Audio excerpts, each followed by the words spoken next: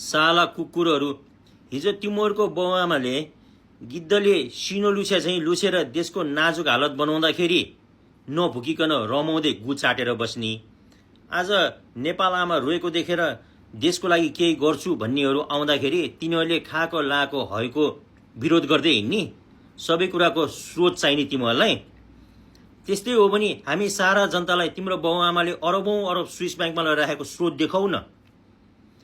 तिमीहरू जस्तो भाइरसहरूले गरेर हो आज देशमा केही गर्छु भन्ने युवाहरू विदेश पलायन हुन बाध्य भएका, र तिमीहरूको छोराछोरीहरू पनि आफ्नो भविष्य बनाउनको लागि विदेशमा भाँडा माझेर बस्नु परेको।